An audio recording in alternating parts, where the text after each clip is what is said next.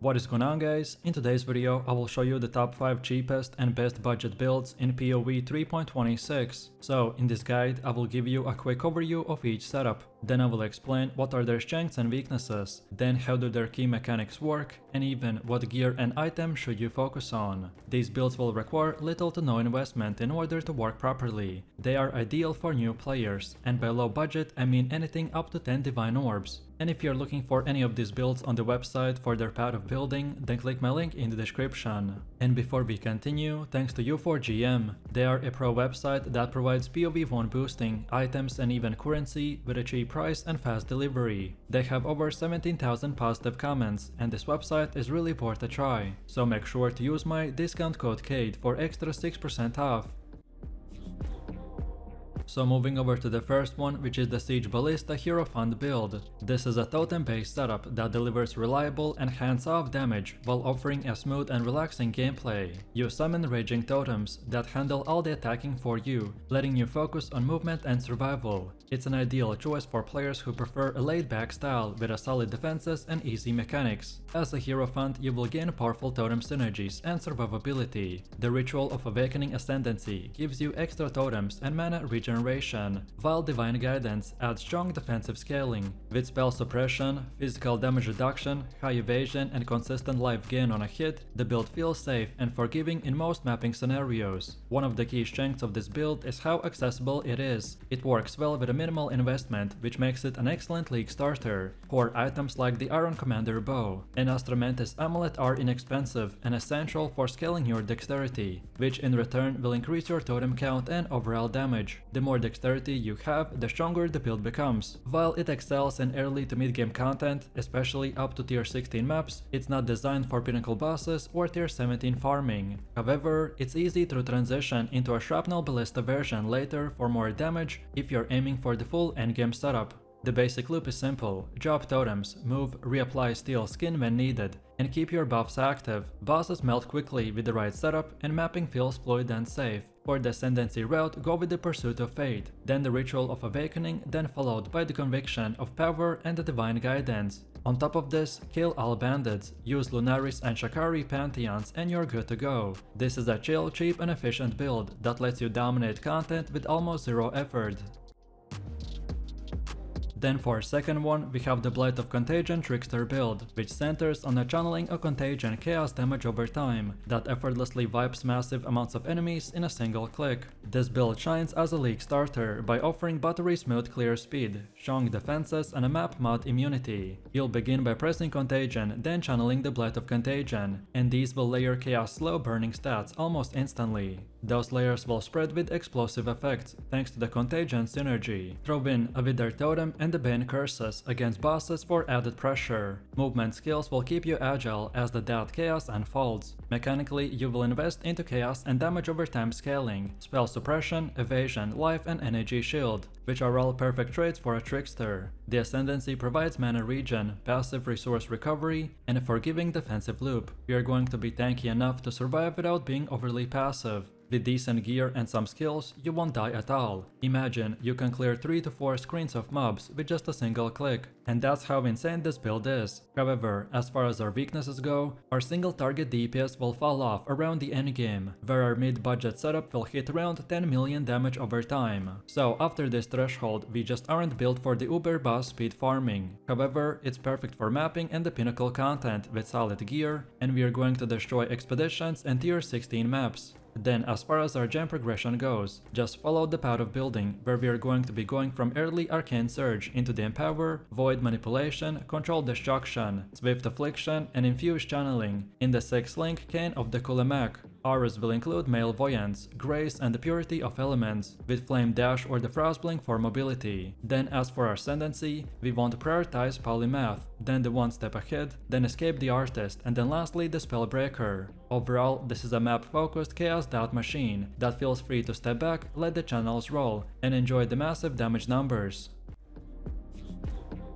Then for the third build we have my favorite, aka the Lightning Arrow Deadeye, which is a classic range crit based bow build that excels as a league starter and a mapper with a minimal investment. You'll spam Lightning Arrow to obliterate packs, while Artillery Ballista provides extra burst on the tough enemies. Mobility skills like the Blink Arrow and the Flame Dash will keep you agile, letting you kite and dodge with ease. At its core, the setup is a fast-paced glass cannon. You can lean on a high evasion and a spell suppression, so positioning and caution matters as a mistake can be deadly. Gathering Wind's Ascendancy speeds up your attack and cast rate, while Far Shot ensures that your projectiles deal maximum damage even on a return. Endless Munitions will give you extra arrows without needing a support gem, and the Focal Point will boost the boss damage with a Sniper's Mark. To scale well, you will want to stack flat elemental damage from the bow, boost crit with quality gems, and seek accuracy, so aiming for at least 3000 accuracy for tier 16 maps. The main Lightning Arrow setup goes in a 6 link with the Mirage Archer, Trinity, returning projectiles and increased critical damage, or Inspired Support as a 6 gem.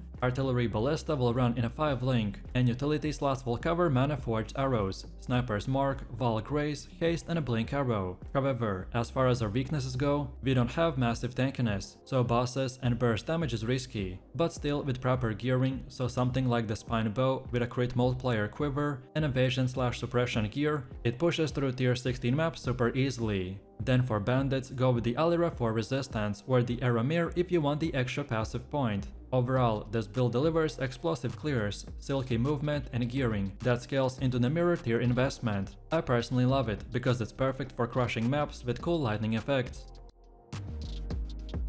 Then next up we have Dominating Blow Champion build, which functions as Dynamic Minion Master, where you smash enemies to spawn sentinels and then rally your forces with the banners and the war cries. This build leans heavily on active gameplay, so you're consistently warcrying, placing banners like the War Banner and the Defiance Banner to boost minions and the cap suppression, then moving at the lightning speed between the fights and etc. Your main damage comes from Dominating Blow. Every hit summons sentinels, and with the champion's mechanics, plus the Perdify body armor, you will generate banner stages even on a boss. That means Adrenaline and Impale stacks will flow reliably, boosting both your damage and survivability. The build scales off the box with defensive layers, so Ancestral, Enduring and Infernal Cries will bring charges, regen and the minion buffs, while Pride from a Blood Demon Spectre will add steady aura support. This is not a lazy click type of build, it's a button intensive and requires rhythm. You swing Dominating Blow, then drop the banners, then Warcry to ramp up your valor, and then rinse and repeat. Also, go with the Spectre or the Guardian support to fill the utility slots. In the path of building, you will see the Sagat pressure and the need for precise cry timing.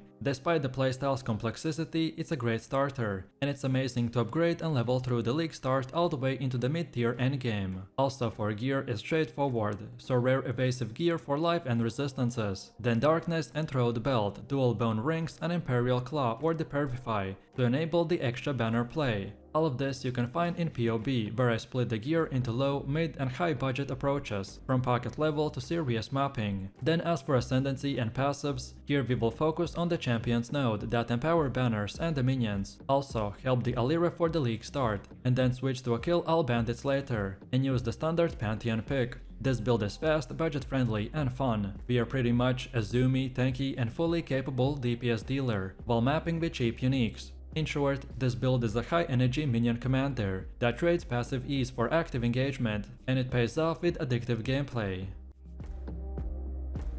And now last but not least, we have the Poison SRS Necromancer build. This setup blends explosive minion power with a laid-back mapping, as your raging spirits will fly into packs, poison them and then leave chaos in their place. It's perfectly tuned for league starts, so easy to gear early on and capable of handling everything up to the uber bosses. Gameplay revolves around resummoning waves or SRS while applying poison. Spirit crash in, explode with a stacked chaos damage, then respawn it, so combat feels like setting off mini chaos bombs while you dance around the battlefield. Timing summons will keep the damage rolling, but the burst builds over the seconds as the poison takes ramp. Defensive play will demand you to avoid lingering in bad zones, so your minions will tank the hits, but you will still need to dodge big AoV. As you progress, your damage comes from leveling the main SRS gem and gearing for flat and poison scaling, but then later, when you're fully decked out, your effective health can exceed 200k, which makes this super viable even in the hardcore. Poison layering also means that the bosses will melt quickly, and minions will handle clears automatically. Then as for our ascendancy choices, they are crucial. So go for Commander of the Darkness for resistance and summon speed, then Mindless Aggression for damage and even Unnatural Strength to convert fire to chaos and apply Wither. And then lastly, Bone Barrier that adds a final defensive cushion. Kill all bandits and use Brian King, plus the Shakari Pantheons to shore up the freeze and the chaos defenses. Budget gear includes +1 minion helm, Jinxed, Juju or the Darkness and Throat belt, and a plus minion level weapon. And then later, switch to a more poison focused gear, and gloves that convert fire damage. Also, I recommend to add the Animate Guardian and the Spectres for defensive cover. Overall, this is a hands-on minion commander build that summons, watches your army explode,